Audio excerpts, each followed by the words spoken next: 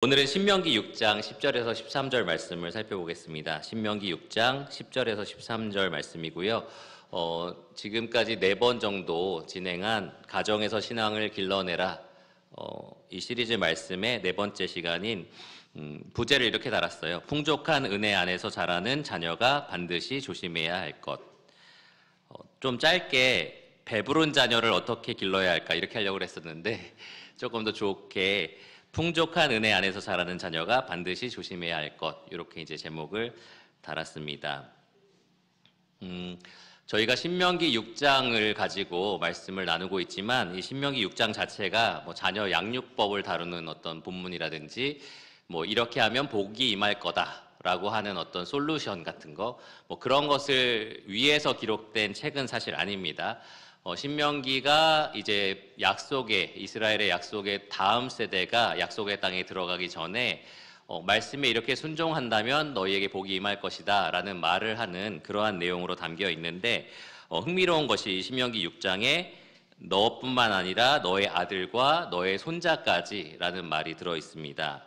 그러니까 이 말씀에 순종한다면 이 언약의 백성들이 하나님께서 약속하신 복을 자신들뿐만 아니라 자신의 자손들, 그리고 그 자손의 자손까지도 이어받을 수 있다라고 분명히 이해할 수 있는 말씀이었어요.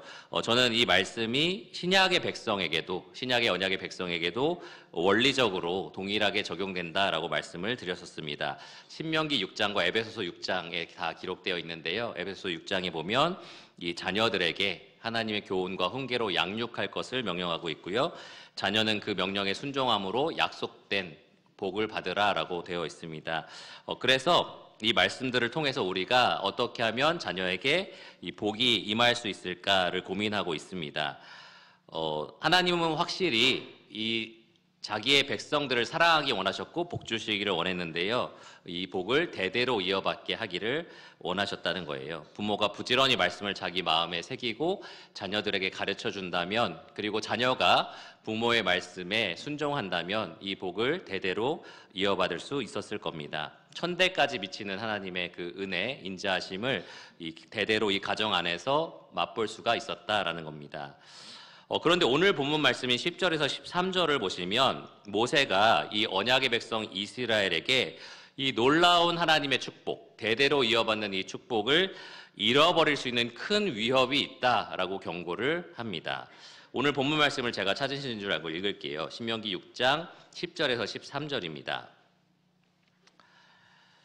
내 하나님 여호와께서 너의 조상 아브라함과 이삭과 야곱을 향하여 너에게 주리라 맹세하신 땅으로 너를 들어가게 하시고 네가 건축하지 아니한 크고 아름다운 성읍을 얻게 하시며 네가 채우지 아니한 아름다운 물건이 가득한 집을 얻게 하시며 네가 파지 아니한 우물을 차지하게 하시며 네가 심지 아니한 포도원과 감람나무를 차지하게 하사 너에게 배불리 먹게 하실 때에 너는 조심하여 너를 애굽 땅 종되었던 집에서 인도하여 내신 여호와를 잊지 말고 너의 하나님 여호와를 경외하며 그를 섬기며 그의 이름으로 맹세할 것이니라. 이 말씀을 한마디로 요약하면 다음과 같습니다. 결론부터 제가 말씀을 드리면 풍족한 은혜 안에서 하나님의 백성은 오히려 하나님을 잊어버리기가 쉽다라는 겁니다. 풍족한 은혜 안에서 오히려 하나님의 백성은 그 하나님의 은혜를, 또 하나님을 잊어버리기가 쉽다라는 거예요.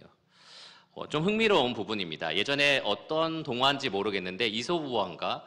하여튼 태양과 바람이 싸우는 그러한 이야기가 있어요. 어떤 사람의 옷을 벗게 하려고 하는데, 벗기는 어떤 내기를 하는데 태양이 뜨겁게 햇살을 내리쬐는 거랑 바람이 아주 거센 바람을 부는 거랑 둘이 어떤 이 위협이 이 사람을 옷을 벗게 했을까? 여러분 답을 알고 계시죠? 매서운 바람이 불수록 사람은 옷깃을 여미고 더 단단하게 동여매고 그렇게 합니다. 그런데 따뜻한 햇살이 계속 내리쬐면 사람이 그 옷을 벗는 거예요. 그런 것처럼 때로는 혹독한 시험과 환난 가운데 우리는 믿음을 더 강하게 가지려고 애쓰고 노력하는데 이렇게 편안하고 행복한 환경, 아무것도 걱정하지 않아도 되는 그런 환경을 만나면 유혹에 쉽게 빠질 수가 있습니다. 지금 모세가 그것을 경고하는 거예요.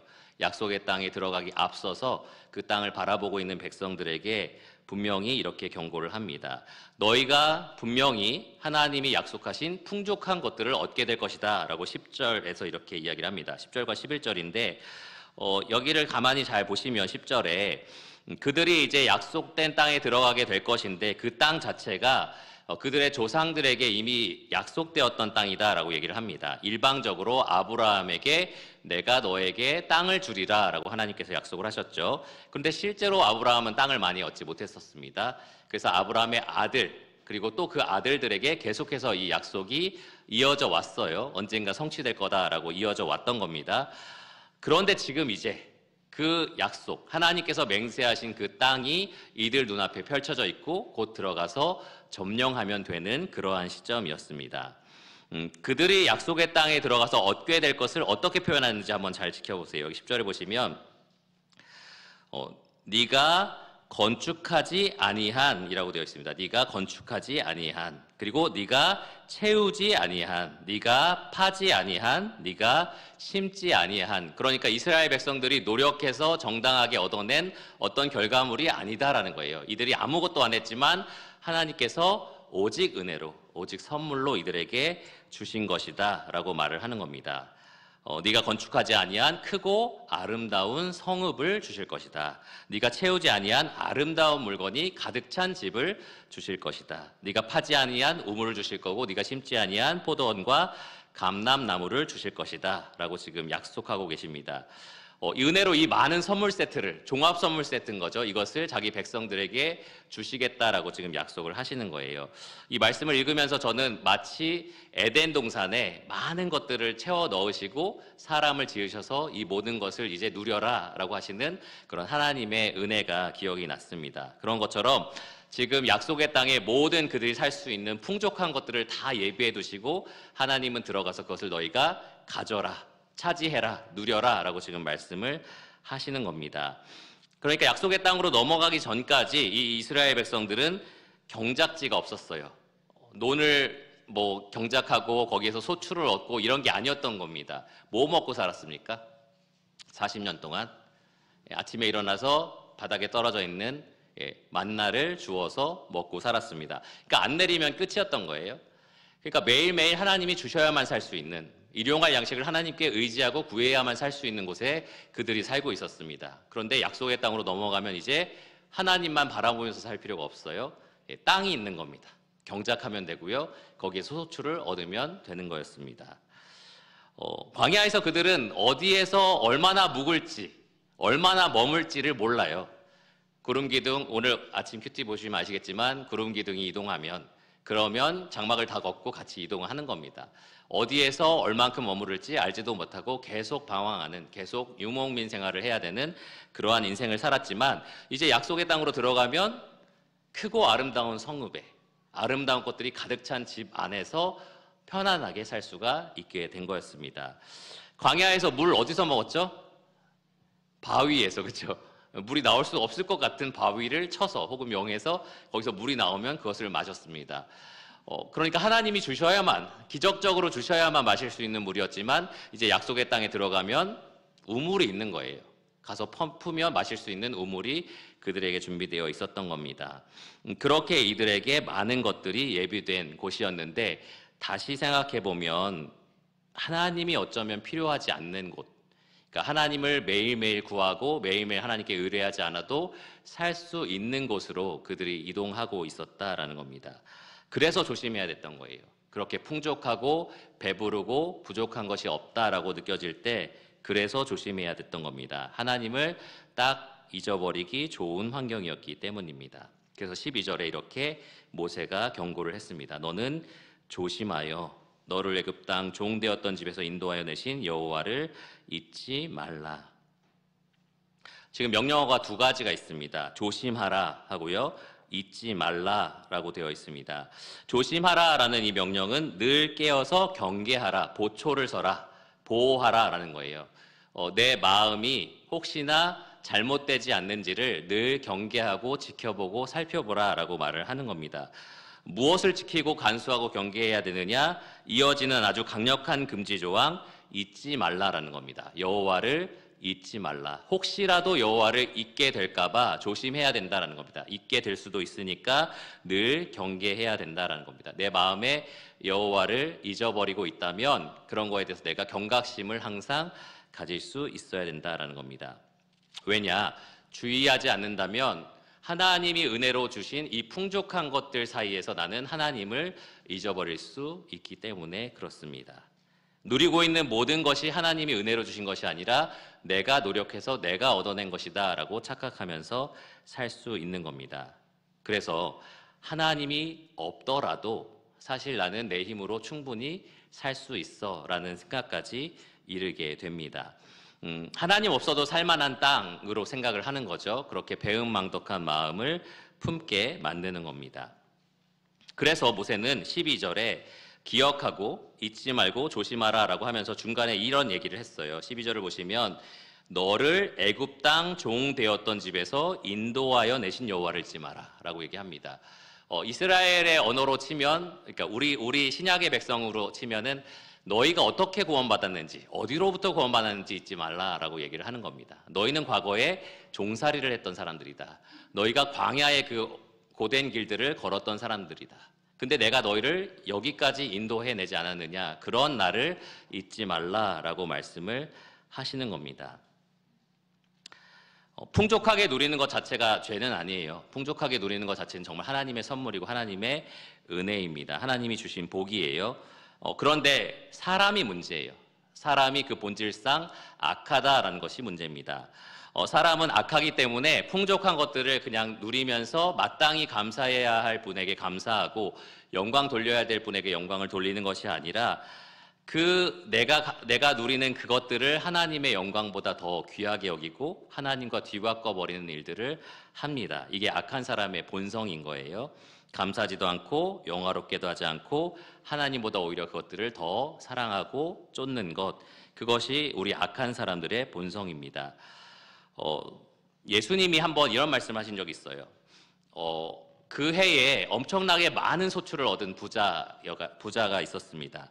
그래서 그것을 새로운 곳간을 지어서 거기에다 가득 채워놓고 자기 영혼에게 내 영혼아 라고 하면서 이런 말을 해요. 이제 쓸 것을 많이 쌓아두었으니까 평안하게 쉬자 라고 이야기를 하는 겁니다. 그리고 마시고 즐거워하자 라고 자기 영혼에게 그렇게 얘기를 했어요. 그러니까 하나님께서 어리석은 자여 라고 하면서 오늘 밤 내가 네 영혼을 찾으리니 그럼 네 쌓은 것이 누구의 것이 되겠느냐 라고 말씀을 하셨습니다.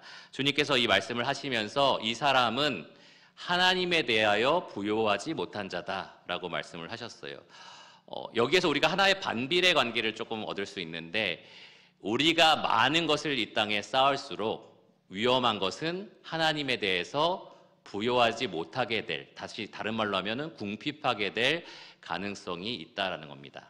우리가 이 땅에서 더 풍족하게 누릴수록 하나님에 대해서는 가난해질 위험이 있다라는 거예요.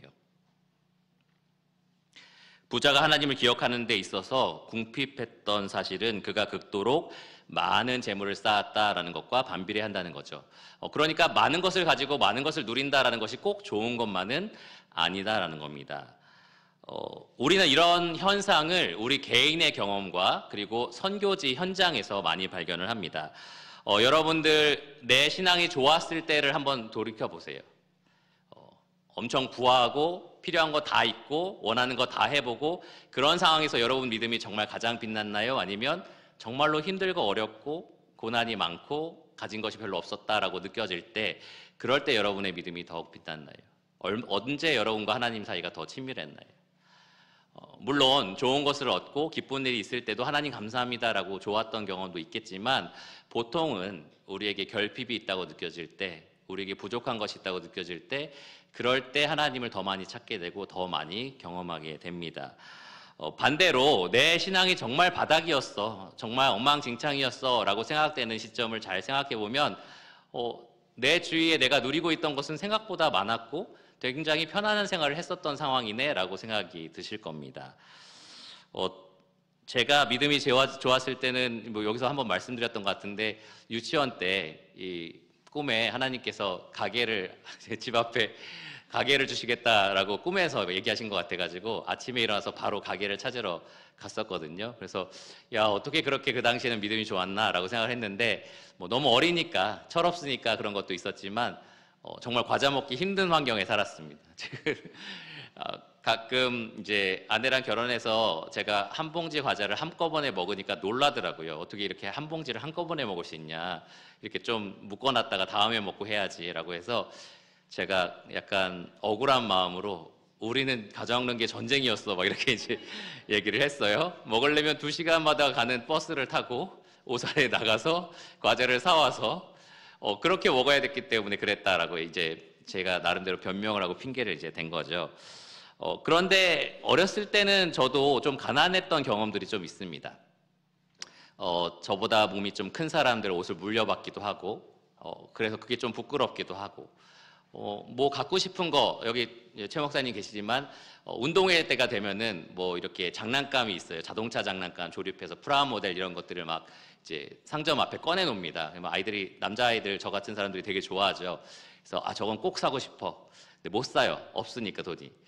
내년 운동회 때는 꼭 사야지. 그리고 또 까맣게 잊어버립니다. 그리고 내년 운동회 되면 꼭 사야지. 근데 또 못 사요. 돈이 없으니까. 그동안 모아놓을 수 있는 상황이 아니니까 그랬던 거예요. 근데 그런 경험들이 있어요. 나는 정말 너무너무 갖고 싶은 게 있었는데 몇 년 동안 못 가졌었지. 그걸 너무 갖고 싶어 했지만 결국에는 얻지 못했지. 이런 경험들이 있다라는 거죠. 그런데 저에게 있어서 그러한 결핍이라든지 부족함이라는 것이 오히려 제가 하나님을 찾는 데는 더 유익했던 것 같아요. 오히려 하나님을 찾는 데 더 유익했고 이런 것들로 내 만족을 채우는 것이 아니라 하나님이 나를 만족하게 하시는구나 라고 이제 고백하는 데 더 유익했던 것 같습니다. 개인적인 경험을 돌아볼 때 그렇다는 거예요. 지금은 배고플 때 꼭 특별한 날이 아니더라도 아내랑 가서 옛날 임금이 먹을 것 같은 수라상을 먹을 수 있잖아요. 그러니까 훨씬 더 많은 걸 먹을 수 있고 갖고 싶은 거 있으면 옛날처럼 못 사서 기다리는 것이 아니라 지금은 살 수 있습니다. 그런데 그때보다 지금이 더 믿음이 좋아졌느냐, 하나님을 더 간절히 찾고 있느냐, 하나님 앞에서 순수한 신앙을 가지고 있느냐라고 했을 때 그러지 못하구나라고 생각될 때가 참 많다라는 겁니다. 선교지도 마찬가지예요. 선교지에 갈 때마다 느끼는 것이 우리보다 훨씬 못 사는 나라구나. 물가 수준도 떨어지고 사람들도 정말 못 산다라는 생각에 좀 가슴이 아프고 그런 살아가는 모습을 보면 굉장히 안타깝습니다. 네팔에 갔을 때 다른 사람들이 이제 학교에서 캠프를 하는 동안 가정집을 한번 저는 방문한 적이 있었는데 집 안에 들어가니까 돌로 만든 책상하고 침대 외에는 아무것도 집 안에 가구가 없더라고요. 그래서 이게 무슨 선사시대인가라는 생각도 들었는데, 그러니까 이 집안에서 할 수 있는 거라고는 그 돌 책상 위에서 뭔가 하는 작업 같은 걸 하는 거고 침대에서 자는 거밖에 할 수 있는 게 없는 거예요. 그래서 그런 걸 보면서 정말 열악하다라는 생각을 한 적이 있습니다. 그런데 그런 사람들이 복음에는 활짝 열려 있어요. 그런 사람들이 복음을 들으려고 합니다. 오히려 그런 곳이 조금씩 발전되면서 선교지에 다음 연도, 그 다음 연도에 방문할 때 뭔가 물가 수준이 올라가고 사람들 생활 수준이 많이 올라간다라고 느껴질 때 오히려 그들의 영혼은 점점 닫히고 있구나. 이 복음에 대해서 이제 더 이상 순수한 마음을 가지고 있지 않구나라는 것을 많이 느끼게 된다라는 거예요. 궁핍하고 가난하고 정치적으로 불안정하고 사회적으로도 불안정한 그런 나라에서 오히려 하나님에 대한 갈망과 또 하나님의 구원에 대한 그런 갈급함이 분명히 더 드러난다라는 것을 우리가 봅니다. 그러면 여러분에게 좀 질문하고 싶은 게 한 가지 있어요. 지금 여러분들의 자녀들은 어떤 환경에 있다라고 생각이 드십니까? 지금 여러분들의 자녀들은 신앙으로 길러내기 쉬운 환경에 있나요? 아니면 어려운 환경에 있나요? 지금 이 모세가 경고하는 것처럼 풍족한 은혜 가운데 하나님을 잊어버리기 쉬운 환경에 있나요? 아니면 결핍과 궁핍과 어려움 때문에 하나님을 간절히 부르짖을 수밖에 없는 그런 환경에 있냐라는 겁니다. 하나님은 이 대한민국에 정말로 많은 은혜를 베풀어 주셨습니다. 그래서 제가 기빙이라는 랜디 알콘의 책을 읽으니까 이 책을 읽는 독자는 웬만하면 전 세계적으로 상위 1, 2%의 부자에 속한다라고 얘기를 하더라고요. 그러니까 우리가 이 TV나 여기 다른 선진국에 사는 부자랑 비교해 보면 못 사는 것처럼 보이지만 정말 극빈한 사람들과 비교해 보면 우리는 정말 잘 사는 사람들입니다. 그래서 전 세계적으로 통계를 내려본다면 평범하게 산다라고 하는 사람조차 상위 1, 2%라고 얘기를 하는 거예요. 그러니까 우리가 볼 때 진짜 잘 사는 사람은 뭐 0.001%뭐 이렇게 되겠죠. 근데 우리가 지금 그렇게 잘 살고 있다라는 겁니다. 우리가 사는 도시 크고 아름답죠. 동탄 여러분 가보셨습니까? 네, 굉장히 크고 아름답습니다. 그래서 저는 동탄에 산다는 얘기를 가끔 해요. 뭐 동탄 근처에 살아요. 뭐 이렇게 이제 얘기할 때도 있는데 어쨌든 크고 아름다운 도시에 우리가 살고 있습니다. 우리 집안에 아름다운 것들 가득한가요? 너무너무 많죠. 필요한 거, 필요하지 않은 거 정말 가득 차 있습니다. 우리 집에 먹을 음식은 얼마나 많습니까? 얼마 전에 음식 쓰레기를 정리하면서 버리면서 야, 우리 이렇게 음식 쓰레기를 계속해서 버릴 만큼 많은 음식물을 가지고 있구나라는 생각을 했었습니다. 여기 모세가 말하는 너희가 파지 아니한 우물이 있다. 우리 있죠? 집집마다 물이 줄줄 나옵니다. 그렇죠? 우리가 파지 아니한 물을 얼마든지 마실 수 있는 그러한 시스템이 다 구축되어 있습니다. 한마디로 우리 자녀는 부족함 없이 살고 있다라는 거예요. 부족함 없이 자랍니다. 물론 아무것도 부족하지 않냐라고 했을 때는 뭔가 있겠죠. 그러나 일반적으로 말해서 그들은 정말로 풍족한 가운데 자라고 있습니다. 원하는 것을 거의 누리고 있고요. 하고 싶은 것을 거의 다 해보고 있습니다. 나는 너무너무 갖고 싶은 게 있는데 이게 지금 한 5년, 6년 동안 못 갖고 있어요 라고 할 만한 것은 제가 생각해 보니까 어린 나이에 이제 스마트폰 갖고 싶어 하는 아이들 그 정도인 것 같아요. 웬만하면 다 갖고 싶은 것은 가질 수 있는 그러한 환경에 살고 있습니다. 여기 계신 부모님으로서 내 자녀가 간절히 원하고 또 필요하다라고 하는 거 내가 채워줄 수 있고 해줄 수 있다라는 거 정말 기쁨이에요. 그렇죠? 그게 기쁨이고 참 축복이라고 생각을 합니다. 그런데 내가 그렇게 하는 것들이 혹시나 우리 아이가 하나님을 찾지 않도록 하는 그러한 위험이 되지 않을까라는 생각도 여러분 같이 하셔야 된다라는 겁니다. 무조건 다 해주는 것, 무조건 다 풍족하게 누리게 하는 것만이 답은 아니다라는 거예요. 성경에 보면 욥이라는 사람이 나옵니다. 욥은 성경에 기록된 것을 보면 정말 엄청난 갑부였다라는 것을 우리가 알 수 있어요. 그런데도 욥기 1장 1절을 보면 욥에 대한 평가가 이렇습니다. 성경은 욥에 대해서 온전하고 정직하여 하나님을 경외하며 악에서 떠난 자라고 부릅니다. 그런데 좀 흥미로운 게 있어요. 욥과 자녀들이 했던 일들을 볼 때 그렇습니다. 욥이 부모로서 자기 생일 때 자녀에게 초대를 받았어요. 특별히 아들들의 집에 차례대로 초대를 받았다라고 얘기를 합니다. 그러니까 아빠 생일이면 첫째 아들이 불렀다가 둘째 아들이 그 다음에 부르고 셋째 아들이 부르고 하면서 이렇게 돌아가면서 아마도 생일 잔치를 벌였던 것 같아요. 딸들도 아들들 집에 같이 와서 이 잔치를 가졌다라고 이야기합니다. 이렇게 돌아가면서 잔치를 흥겹게 즐겁게 다 마치고 나면 욥이 항상 하는 일이 있었습니다. 자기 자녀들을 다 모아놓고 했던 일이에요. 무엇이었냐? 그들을 성결하게 하는 번제를 하나님 앞에 드렸습니다. 그러면서 욥기 1장 5절에 보면 욥은 이렇게 말했어요. 혹시 내 아들들이 죄를 범하여 마음으로 하나님을 욕되게 하였을까 함이라. 그러니까 욥이 무엇을 생각한 겁니까? 많은 것을 누리고 즐겁게 먹고 마시고 아버지의 생일을 차려드린 거니까 좋은 거잖아요. 그렇게 많은 것들을 풍족한 은혜를 누리면서 혹시나 하나님께 잘못을 하지 않을까, 하나님을 욕되게 하지 않을까, 하나님을 멸시하지 않을까, 이런 것들에 대해서 욥이 생각을 했던 겁니다. 하나님과의 관계가 그들이 누리고 즐기는 것들 때문에 혹시나 망쳐지지 않을까를 아버지로서 욥은 생각을 했다는 겁니다. 그리고 자녀들이 보는 앞에서 했잖아요. 그러니까 자녀들도 그것에 대해서 본을 본 겁니다. 나는 하나님을 가장 귀하게 여겨야 되는 거구나. 내가 누리고 있는 모든 은혜로운 것들보다 하나님을 가장 중요한 것으로 여겨야 되는 거구나라는 것을 자녀들도 이 번제를 통해서 깨닫게 된 겁니다.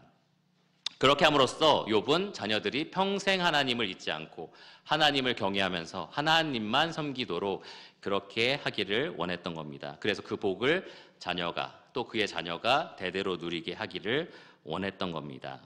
오늘 본문 13절에도 보면 모세가 이것을 명령해요. 하나님을 잊지 말고 조심하라 라고 하면서 13절에 너의 하나님 여호와를 경외하며 그를 섬기며 그의 이름으로 맹세할 것이니라 이렇게 이야기를 하고 있습니다.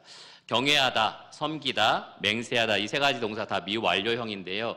계속해서 살아있는 동안 반복적으로 해야 될 일이다라는 것을 강조합니다. 이스라엘 백성들은 약속의 땅에 들어가게 되거든 자녀들과 함께 이 일을 계속 해야 됐던 거예요. 계속해서 하나님을 경외해야 됐고요. 계속해서 하나님을 섬기려고 해야 됐고, 세 번째 중요한 거, 하나님의 이름으로 맹세해야 됐습니다. 우리는 하나님만 섬길 겁니다. 우리는 하나님을 가장 귀한 분으로 여길 겁니다. 이것을 계속해서 맹세해야 됐던 겁니다. 우리를 애굽의 종살이에서 건져주신 하나님, 우리를 광야에서 여기까지 인도하신 하나님을 우리는 잊지 않고 섬길 겁니다. 잊지 않고 그분만을 사랑하며 따를 겁니다. 라는 것을 계속해서 하나님 이름으로 맹세하는 일을 해야 됐다라는 겁니다. 여호수아가 그런 맹세를 이스라엘 백성들 앞에서 모세를 이어서 이렇게 했었어요. 여호수아 24장 15절을 보시면 오직 나와 내 집은 여호와를 섬기겠노라. 오늘날 섬길 자를 너희가 택하라 라고 하면서 나와 내 집은 여호와를 섬기겠다 라고 이렇게 맹세를 했었습니다. 하나님의 이름 앞에서 그분의 이름을 걸고 하는 맹세인 거예요. 우리 집은 이제 여호와만 섬기는 집입니다 라고 이야기를 했던 겁니다. 여러분들도 매일매일 풍족한 하나님의 은혜를 누리면서 그 은혜 때문에 하나님을 잊어버리지 마시고, 오히려 그 은혜 가운데 그래도 나는 이 은혜를 주신 하나님을 섬길 겁니다. 우리 가족은, 우리 자녀들은 이 풍족한 어떤 물건들, 가지고 있는 소유물이 아니라 이것을 주신 하나님만을 섬길 겁니다 라고 맹세하고 또 그렇게 살아가는 그러한 가정들이 되시기를 간절히 바랍니다. 두 가지 교훈만 말씀드리고 마치도록 하겠습니다. 오늘 말씀의 교훈을 가지고 여러분들이 가정에서 여러분 자녀를 길러내는 그러한 두 가지 방법입니다. 첫 번째, 가정에 여러 가지 필요한 결핍들이 있을 때, 필요와 결핍들이 있을 때 하나님을 기억하고 의지하고 신뢰하는 도구로 삼으시기를 바랍니다. 우리 가정에 뭔가 커다란 빚이 있어요. 우리 가정에 엄청난 경제적인 문제가 있어요. 어떤 여러 가지 다른 어려움들이 있고 환란이 우리 가정 안에 지금 있는 겁니다. 그래서 자녀의 필요를 내가 채워줘야 되는데 나의 능력으로는 그것을 채워줄 수 없는 때도 있을 거예요.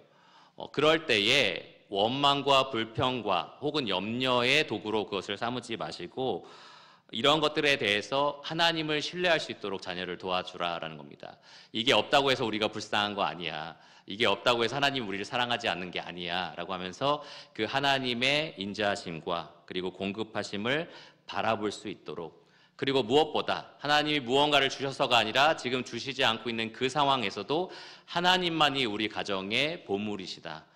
정말 하나님만이 우리가 섬겨야 될 그분이시다라는 것을 자녀들에게 가르쳐 주시라라는 겁니다. 어떤 면에서 광야라는 것은 이스라엘 백성에게 이 영적인 특별한 목적을 두고 하나님이 마련하신 훈련소 같은 장소였습니다. 신명기 8장 3절에 보시면 앞에 말씀이 띄어져 있을 텐데요. 같이 한번 읽어보실까요? 신명기 8장 3절입니다. 시작.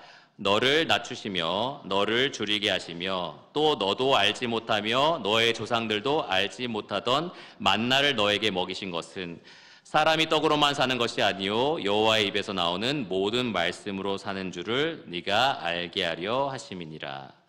여러분 혹시 지금 줄이시다면, 하나님이 여러분들을 어떤 방식으로든 낮추고 계신다면 그냥 그 결핍에 대해서 불평하고 혹은 원망하면서 두려워하면서 그렇게 하려고 하나님이 주신 게 아니다라는 거예요. 하나님 여러분들을 낮추셔서 줄이게 하셔서 하나님 입에서 나오는 약속의 말씀을 붙들고 살라고 그렇게 여러분을 훈련하고 계시는 겁니다.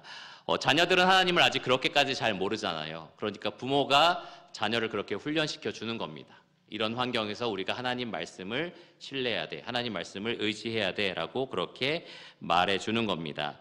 마태복음 6장 26절을 보면 이런 말씀도 있어요. 공중의 새를 보라, 심지도 않고 거두지도 않고 창고에 모아들이지도 아니하되 너희 하늘 아버지께서 기르시나니 너희는 이것들보다 귀하지 아니하냐. 자녀에게 말해주는 거죠. 엄마 이런 게 없어요, 아빠 이런 게 우리가 지금 부족해요, 이런 게 참 어려워요 라고 얘기할 때 하나님 봐봐, 저기 밖에 있는 새들 봐봐, 하나님 저 새들도 다 먹이고 입히고 다 하시지 않니? 그러니까 우리 가정도 그렇게 분명히 하실 거야 라고 이야기해 줄 수 있는 부모님이 되시기를 바랍니다. 그러니까 부족하다는 것이 항상 나쁜 것만은 아니라는 거예요. 그 부족함을 통해서 자녀에게 하나님이 귀하다, 하나님을 신뢰해라라고 얘기해 줄 수 있기 때문에 그렇습니다. 두 번째, 이건 반대의 경우인데요. 가정이 어떤 풍족한 은혜를 누리고 있을 때, 배부를 때, 그럴 때 하나님을 잊지 않도록, 반대로 하나님을 경외하고 섬길 수 있도록 충성을 다하라라는 겁니다.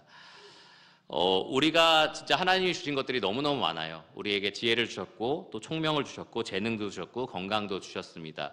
우리가 가정마다 정말 누리고 있는 것들이 정말로 많습니다. 그 풍족함 안에서 어떻게 하면 우리가 하나님에 대해서 궁핍함을 갖지 않을 수 있을지를 늘 고민하셔야 된다는 거예요. 어떻게 하면 내가 이 많은 것들을 가지고 있는 상태에서 하나님께 부요한 사람이 될 수 있을지를 늘 고민을 해야 한다라는 겁니다. 특별히 부모님들은 내 자녀가 나를 통해서 정말 많은 은혜를 누리고 있고 많은 것들을 부족함 없이 가지고 있는데 그걸로 됐다라고 생각하시면 안 된다는 거죠. 그런 상태에서 어떻게 하나님에 대한 결핍을 느끼게 해줄 수 있을까? 어떻게 하나님을 간절히 찾게 해줄 수 있을까? 그런 것들에 대해서 부모님들이 고민을 하셔야 된다라는 겁니다. 가령 요즘에는 이제 어렸을 때 몇 살의 아이들에게 스마트폰을 줘야 되냐 뭐 이런 걸로 이제 고민들을 많이 하세요.